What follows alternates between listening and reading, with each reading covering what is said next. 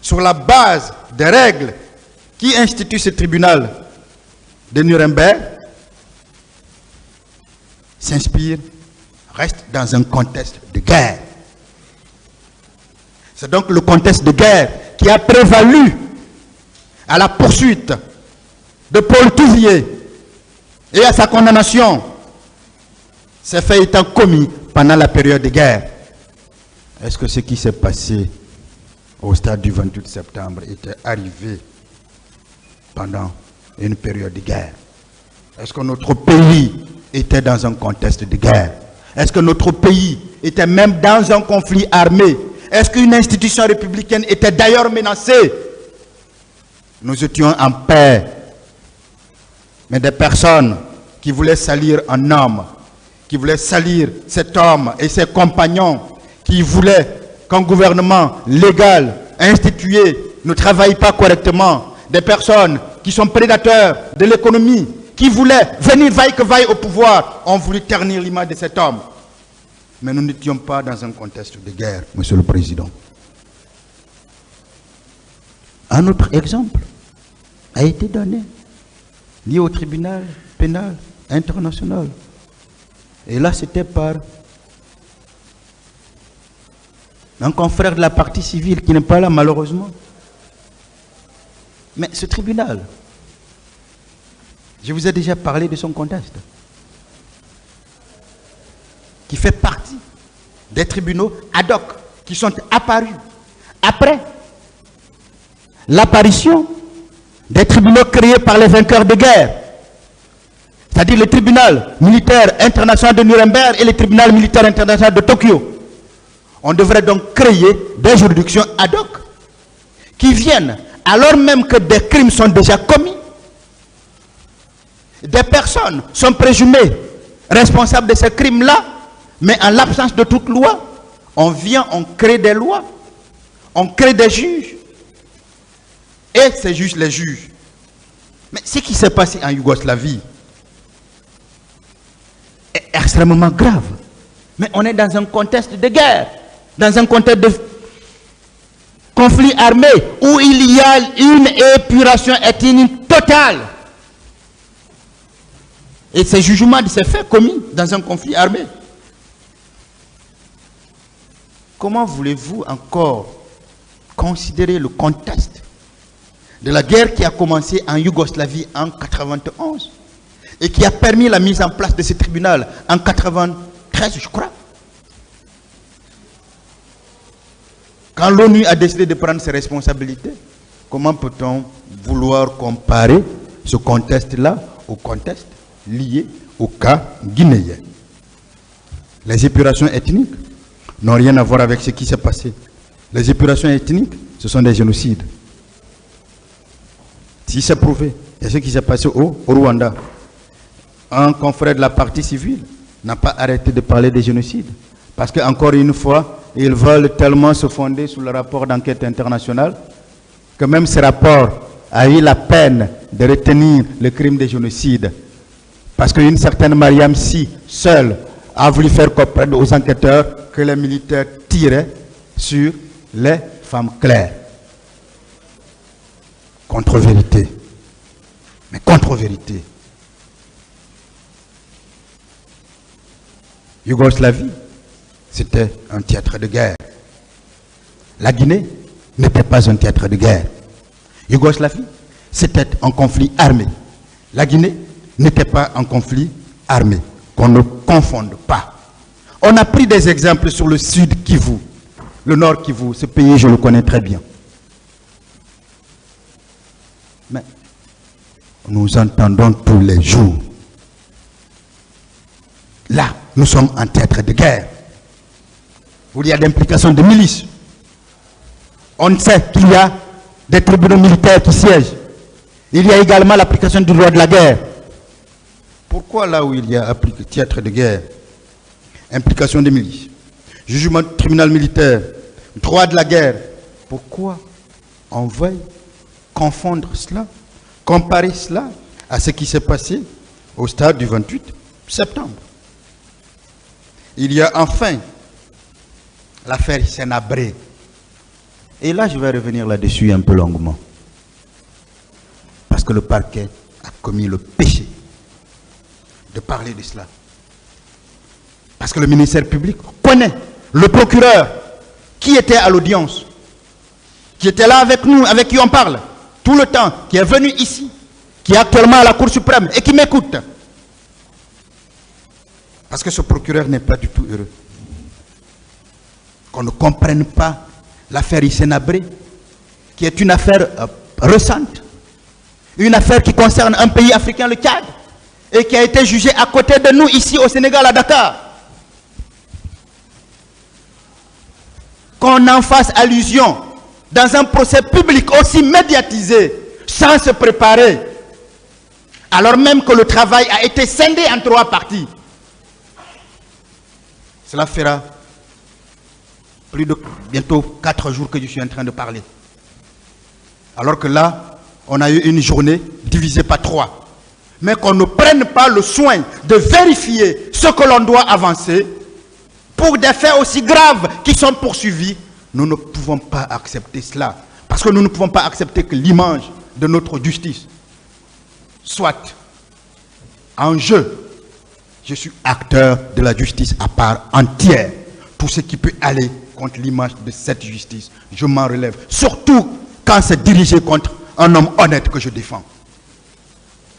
Le 20 juillet 2015, M. Hissène Habré était jugé à Dakar pour crime contre l'humanité, crime de guerre et crime de torture. Je précise ces 3 chefs d'infraction parce que le parquet veut vous tromper pour la responsabilité de commandement. 3 chefs d'inculpation, crime contre l'humanité, crime de guerre, crime de torture. C'est un jugement fait par la Chambre africaine extraordinaire d'assises. Le jugement a été rendu le 30 mai 2016. Du procès de Hissène Habré, il y avait eu une instruction ouverte et in fine, la chambre d'instruction a renvoyé Hissène Habré devant la chambre d'assises pour notamment crime contre l'humanité. L'intérêt ici réside dans les principales étapes d'instruction suivies. Monsieur le Président, nous parlons d'instruction. Dans le cadre de crimes contre l'humanité, nous parlons donc d'instruction. Nous parlons d'enquête, nous parlons d'obligation que l'on veut exclure ici pour vous parler de requalification. Sur le document comporte 578 pages. Le parquet aurait dû les lire. J'ai tout lu. Et c'est pour ça que je vais vous noter des pages de ce document. 578 pages. La page 17, consacrée à la procédure devant cette chambre.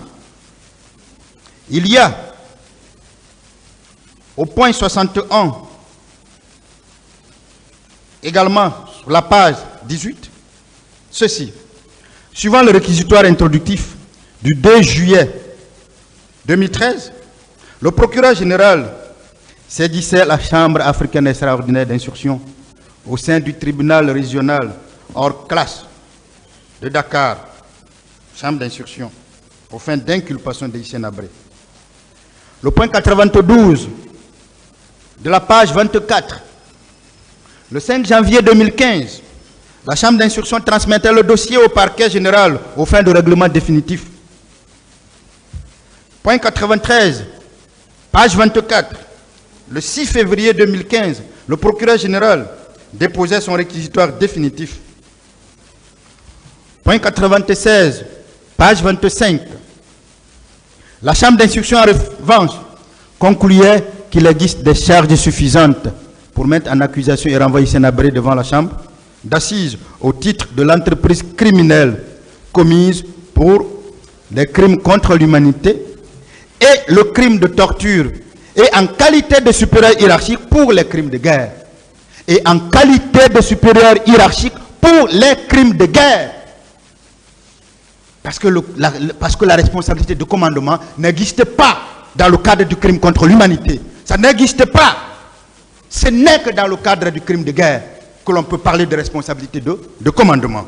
Et là encore, cette décision a été produite par le ministère public, qui je retire encore mon défi de trouver la responsabilité de commandement d'une personne en dehors d'une affaire intéressant les crimes de guerre. Elle le renvoyait donc devant la chambre d'assises pour être jugée de ses chefs, donc de ses 3 chefs. Le procureur a fait état de la jurisprudence pour le cas de Hissène Habré, sans relever que dans le cadre du droit international, pour les crimes d'une telle gravité et relevant des conventions internationales, les poursuites devant les tribunaux découlent au préalable d'une enquête, d'une instruction ouverte sur les dits crimes, et dont le renvoi devant les tribunaux concerne et vise les dits crimes. Dans tous les cas précisés, il y a enquête, il y a instruction. C'est d'ailleurs pour ça que les juridictions internationales coûtent très cher. C'est d'ailleurs pour ça qu'il faut beaucoup de finances. C'est d'ailleurs pour ça que des fonds importants sont nécessaires. C'est pour ça que les pays qui sont engagés dans le cadre de l'établissement de ces juridictions se doivent d'utiliser leur budget pour aider au fonctionnement de ces juridictions. C'est d'ailleurs pour ça que ces juridictions inquiètent, parce que ces juridictions ce ne sont pas que des organes juridictionnels en tant que tels. Ils le sont, oui, mais ils sont aussi politiques, en raison de ceux qui les mettent en place et des intérêts particuliers politiques de ces personnes-là. Heureusement que nous sommes devant une juridiction nationale que nous considérons totalement indépendante. Dans le cadre du procès des événements du 28 septembre, l'ordonnance de renvoi n'a pas retenu les crimes contre l'humanité. L'ordonnance de renvoi n'a pas retenu la responsabilité de commandement du président Moussa Dadis Camara, ou du colonel Moussa Tchebro, ou même du commandant Aboubakar Diakité.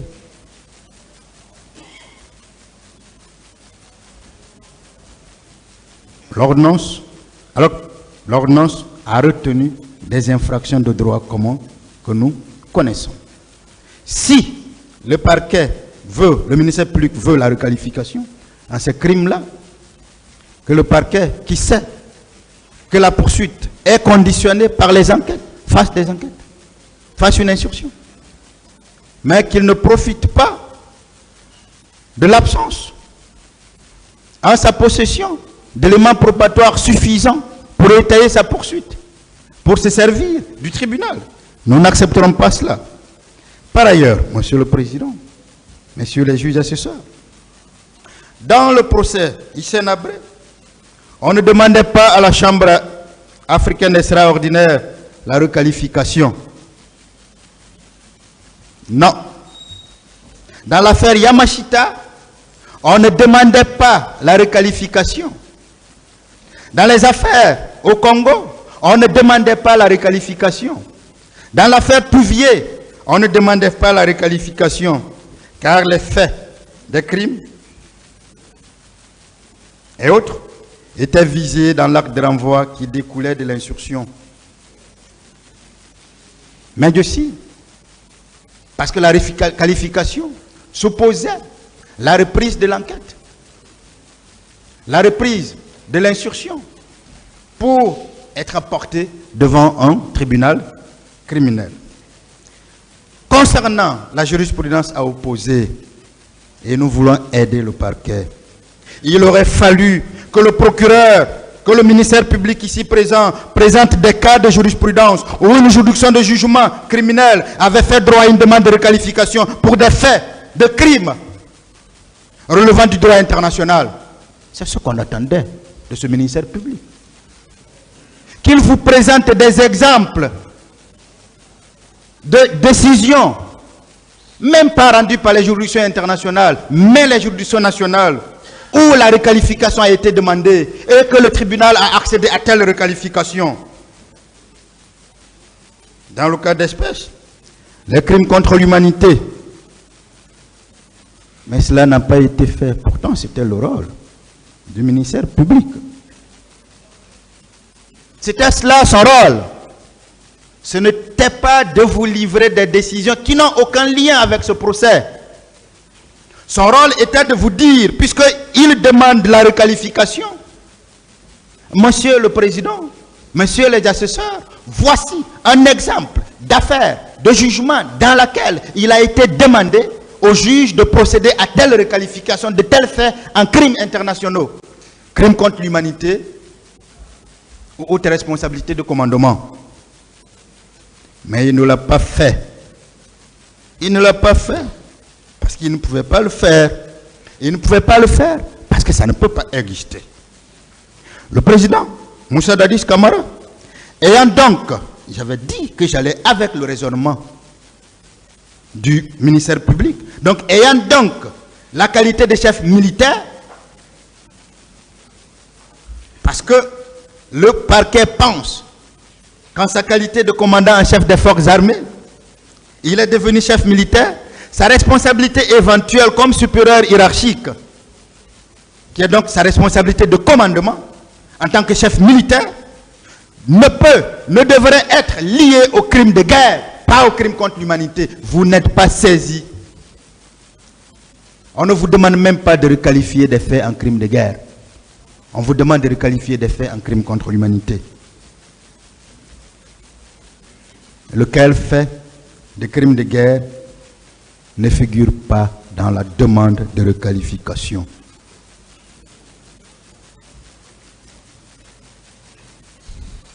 Il est clair que l'assassinat, le meurtre, la séquestration, la torture, le viol, le vol à main armée, la complicité d'assassinat, de meurtre, de séquestration, de torture, de vol à main armée, de pillage, sont des crimes de droit commun. Il est aussi clair que le crime contre l'humanité et haute responsabilité de commandement ou de supérieur hiérarchique, qu'ils soient civils ou militaires, sont des crimes internationaux. Dès lors, il y a impossibilité de requalification de ces crimes de droit commun relevant du droit pénal interne, de votre compétence en crimes internationaux relevant du droit international pénal. J'ai entendu le ministère public parlant de ce crime dire que ce n'est pas de façon ex nihilo que nous avons fait une telle demande. Et c'est justifié en parlant d'éléments objectifs, attaque généralisée et systématique. Élément intentionnel. Il avait d'ailleurs fait allusion à l'animus necandi. Mais je pense que tout est dit, Monsieur le Président. Tout est dit. Tant dans la définition du crime contre l'humanité, que dans son contexte, que dans le contexte dans lequel nous nous trouvions. Le ministère public a donc voulu prendre un raccourci. Un véritable raccourci qui lui facilite le travail, étant entendu qu'il sait déjà avoir perdu d'avance. C'est pour ça que j'ai commencé par vous dire, le ministère public jette son dévolu sur la requalification parce qu'il sait qu'aucun de ses accusés ne peut être retenu dès lors qu'il a abandonné la poursuite, qui le disent élégamment, qui ne compte pas sur le caractère actif du juge pénal. En tout cas, le président Moussa Dadis Camara, au vu de ce qui a été dit ici, de ce qui a été débattu publiquement, ne peut avoir d'inquiétude à se faire. Il sait qu'il ne sera retenu que le temps que ce procès durera. J'ai entendu le ministère public parlait aussi de la responsabilité de commandement, comme s'il parlait d'infraction de droit commun. Mais concernant les chefs militaires, le droit international reconnaît que le chef militaire doit empêcher que soient commis des crimes de guerre. On insiste encore là-dessus. Le droit international reconnaît que le chef militaire doit empêcher que soient commis des crimes de guerre. Donc la question des responsabilités militaires ne peut convenir que dans le cadre de crimes de guerre. J'espère qu'après moi, le ministère public ne parlera pas de requalification pour demander que les faits soient requalifiés en crimes de guerre. Les devoirs des commandants aux conflits armés, encore, quand on parle de commandants, on parle de conflits armés. Et les devoirs des commandants relativement aux conflits armés sont clairement énoncés à l'article 87 du premier protocole additionnel aux conventions de Genève. Protocole additionnel sur la réaffirmation et le développement du droit international humanitaire applicable dans les conflits armés. Protocole additionnel adopté le 8 juin 1977 et entré en vigueur le 7 décembre 1978. Si ce sont des crimes de guerre, on doit donc se référer notamment aux conventions de Genève de 1949 et au protocole additionnel dont je viens de parler. Les conventions de Genève et leur protocole additionnel contiennent les règles essentielles sur le droit international humanitaire qui fixent les limites à la barbarie de la guerre. Nous ne sommes pas dans ce cadre, monsieur le ministère public. Nous ne sommes pas dans ce cadre des parties civiles. Le procureur, le ministère public, a demandé la requalification des faits en crime contre l'humanité définis dans le statut de Rome et requis des peines pour ces faits, sans citer la moindre base légale. Les bases indiquées sont ces jurisprudences-là. Je n'ai pas voulu parler de l'affaire Barbie, parce que chacun sait que l'affaire Barbie remonte encore à la Seconde Guerre mondiale et que c'est lié à un contexte de guerre.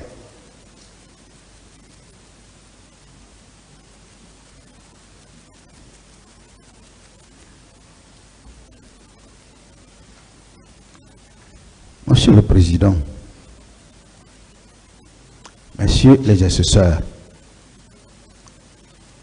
à l'ouverture du procès des événements du 28 septembre, le procureur de la Cour pénale internationale et le chef d'État guinéen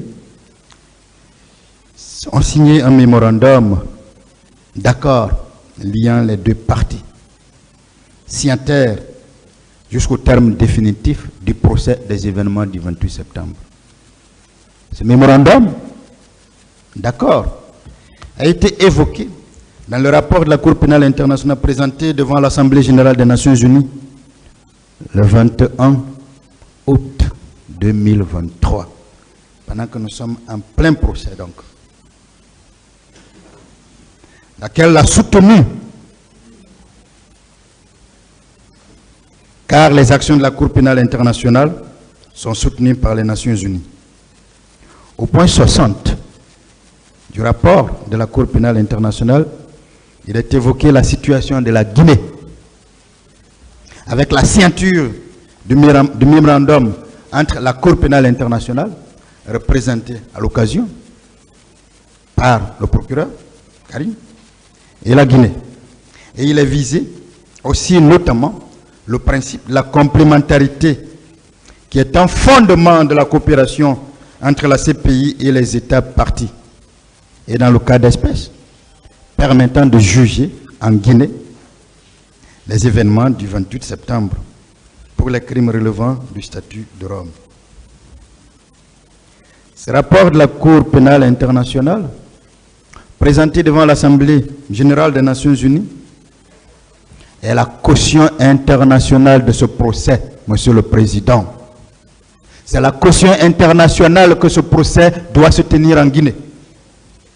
Et c'est pourquoi il se tient en Guinée. C'est la caution internationale du principe que le principe de la complémentarité a été effectivement respecté.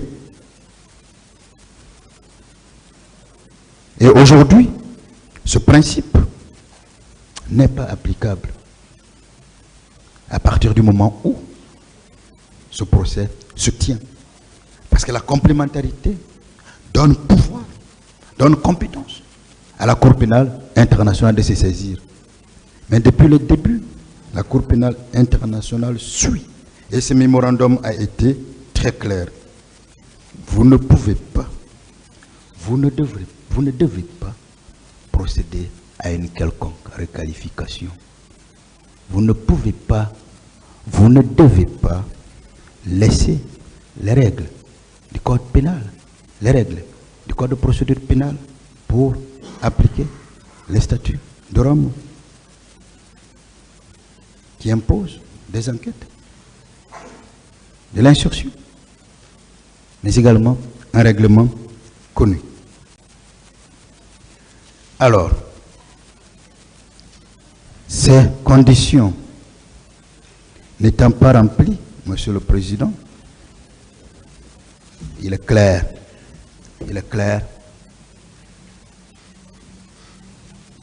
que vous ne pouvez pas procéder à la requalification. Par ailleurs, et pour terminer, pour clore ce chapitre, dans ce dossier de la procédure, le parquet a déjà posé des actes écrits pour demander la requalification. Parce qu'au tout début, rappelez-vous, il était question d'inculpation pour crime contre l'humanité. Le parquet avait donc écrit. Si la parole est libre, et l'écrit est serve. Ces écrits-là se trouvent dans le dossier et lit ce parquet. Mais si le parquet fait autre chose, vous comprenez plus facilement la contradiction, la peine avec laquelle il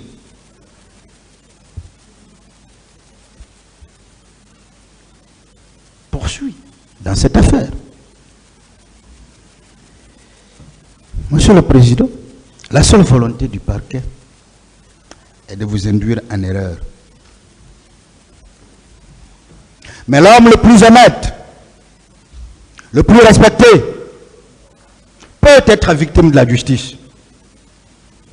Vous êtes bon père, bon époux, peu importe. Quelle fatalité pourrait vous faire passer pour un malhonnête, un homme, voire un criminel? Cette fatalité est juste. Elle porte en nom l'erreur judiciaire. Ce n'est pas de moi, c'est de René Fleuriot. Malheureusement, Monsieur le Président, ici-bas, tout le monde admet plus ou moins de se reconnaître capable d'erreur. Mais la justice, tout le bas, pas la justice, tout le bas étages du monde, la vile population des savants, des chercheurs, des médecins, des avocats, des journalistes, j'en passe, peut se tromper. Se trompe. Mais pas le juge. Un signe statistique, voire clinique, de cette perfection judiciaire théorique se voit dans la rareté des procès en révision qui aboutissent. On a l'impression que jamais l'erreur n'existe. Puisqu'il n'y a jamais lieu de reconnaître. Et pourtant, que d'erreur, la justice commun. L'histoire des grands procès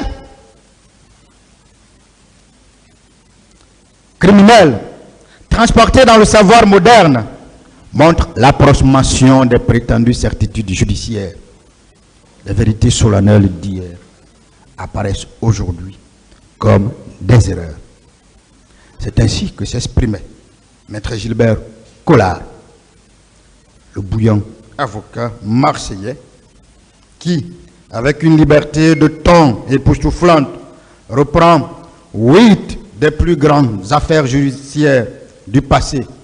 Landru, Pétiot, Lafarge, Bougra, Pétel, Léotade, Gouffé, Laroncière. L'erreur est donc possible. Vous pouvez commettre des erreurs. C'est pourquoi vous devrez être vigilant. L'erreur est possible. Elle nous guette. Elle vous guette. Elle peut être le fruit d'un système. Elle peut être le fruit des hommes. Elle peut être le fruit d'acteurs judiciaires. En l'espèce, soyez vigilants. Parce que le parquet, le ministère public veulent vous induire en erreur et n'acceptez pas. Les ministères publics et les avocats des parties civiles veulent vous pousser à commettre l'erreur judiciaire. Ce supplice déshumanisant de la justice, déshumanisant la justice, qui renverse tous les pronostics en changeant les gens bons en gens mauvais, les gens heureux en gens malheureux, les gens honnêtes en gens malhonnêtes, voire en criminels. N'acceptez donc pas d'être induit en erreur. C'est pour ça que nous vous aidons, que nous sommes là pour vous amener à rester vigilants. En requérant la réclusion criminelle à perpétuité, assortie d'une période de sûreté de 30 ans contre le président Moussa Dadis Camara, et ceux considérés comme ses proches par le ministère public. Le ministère public a choisi son camp, le camp de la déshumanisation de la justice, de notre belle et noble justice. Il a surtout choisi d'induire ce tribunal criminel en erreur. Il a épousé le comportement d'un de ses prédécesseurs, qu'on appelle Antoine Quintin. Monsieur le Président, messieurs les juges assesseurs, Antoine Quintin, Fouquier de Tinville, dit Antoine Fouquier Tinville, surnommé après sa mort le pourvoyeur de la guillotine. Oui, nous pesons nos mots, parce que la guillotine n'existe plus. C'était la peine maximale à l'époque. En requérant la réclusion criminelle à perpétuité contre le président Moussa Dadis Camara à tort, sur la base d'aucun élément factuel, d'aucun élément probatoire, le ministère public se comporte comme ce Antoine Quintin pour appeler pourvoyeur de la guillotine, né à Hourouel dans le Picardie le 10 juin 1764 et mort guillotiné à Paris en place de Grève le 7 mai 1795. Antoine, c'était un juriste français qui devient le principal accusateur public du tribunal révolutionnaire, donc le procureur. Accusateur public central pendant la première partie de la Révolution française et la terreur. Il demande l'exécution de plusieurs personnes poursuivies, y compris des personnes célèbres comme Marie-Antoinette, cette impératrice qui a été condamnée uniquement pour avoir été la femme d'un roi. Danton et Robespierre, et fait condamner plus de 2000 d'entre eux à la guillotine. Après la fin de la terreur, avec le 10 Thermidor, il est lui-même arrêté. Il est ensuite jugé par le tribunal révolutionnaire, le même devant lequel il faisait condamner les autres à la guillotine. Comme un des grands responsables des exactions et des injustices qui ont marqué la période de la terreur. Lors de son procès, le plus long de la Révolution française, il déclare, pour se défendre, ce n'est pas moi qui devrais être traduit ici, mais les chefs dont j'ai exécuté les ordres. Je n'ai agi qu'en vertu des lois portées par une convention investie de tous les pouvoirs. Généralement, sa défense a consisté à renvoyer la faute des exécutions sur le comité du salut public, ceux-là qu'il qualifiait de donneurs d'ordre, particulièrement sur Maximilien de Robespierre. Malgré cette défense, il est condamné à mort aux côtés des juges et de certains jurés du tribunal révolutionnaire, entre autres, pour avoir abusé de ses prérogatives et pour avoir négligé la tenue de procès selon les formes légales. Il est guillotiné à Paris le 7 mai 1795 et est le dernier mis à mort du tribunal révolutionnaire avant sa suppression. Monsieur le Président, Messieurs les assesseurs, par ces réquisitions, le ministère public encourage l'injustice. Il abuse de ses prérogatives. Il néglige la tenue de procès selon les formes. Parce qu'il veut encore vous pousser à l'erreur judiciaire. Il ne rend ni service à la société qu'elle représente, ni à la justice, dont il est un acteur majeur, un acteur essentiel. Il traite le président Dadis comme un monstre, comme un diable, comme un criminel, alors que ce n'est pas le cas. Ce monsieur, je l'ai présenté ici. Ce monsieur fait des choses incroyables. Rappelez-vous qu'il est le seul président à avoir décidé de remettre le trophée au premier de la promotion de la première magistrature de notre pays. Il est celui-là qui a mobilisé tous les Guinéens, tous les anciens premiers ministres, toute l'administration pour être là. Voilà un homme qui a du respect pour la justice de son pays. Mais voilà un homme que le parquet traite comme déjà un coupable. Voilà un homme contre qui le parquet requiert la peine maximale sur la base d'aucun élément.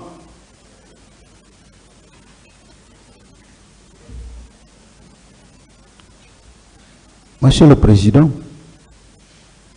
Messieurs les assesseurs, le président Moussa Dadis Camara est jugé par ce tribunal criminel, non parce qu'il a été complice d'un assassinat ou d'un meurtre, mais parce qu'il est le président, qu'il était le président de tous les Guinéens au moment des faits.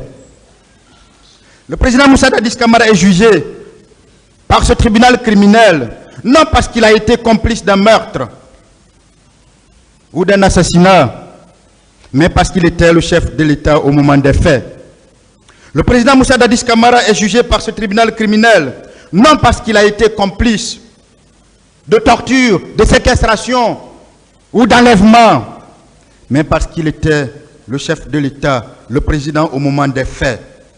Le président Moussa Dadis Camara est jugé par ce tribunal criminel, non parce qu'il a été complice de torture, mais parce qu'il était chef d'État au moment des faits.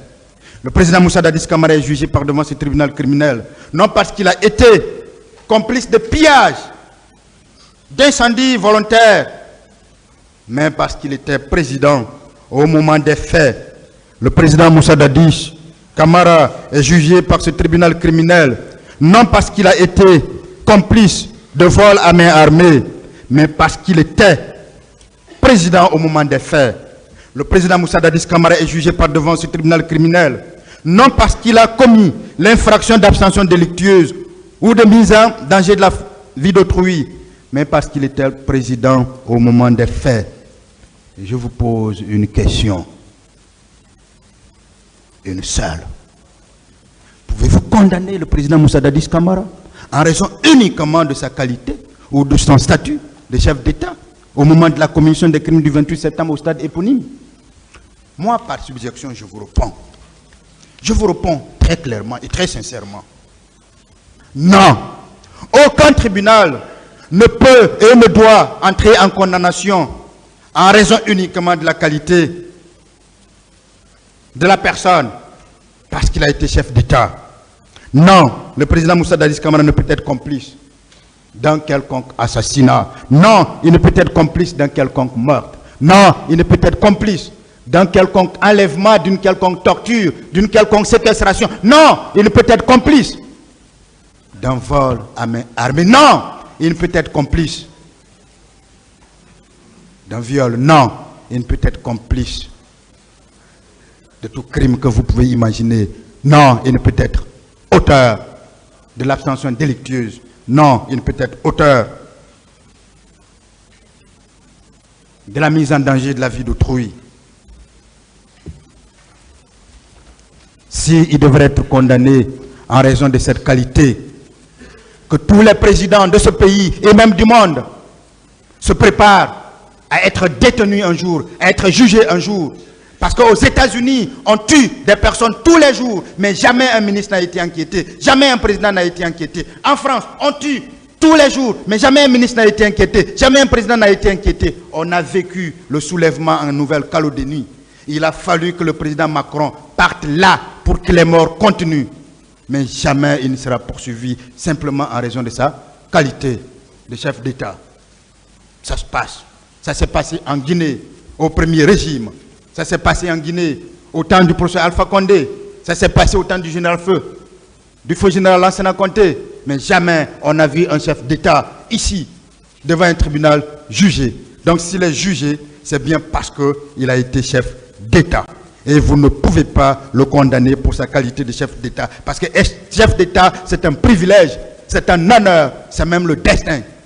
C'est pour ça qu'en parlant de lui, j'avais parlé d'un homme au destin atypique. Monsieur le Président,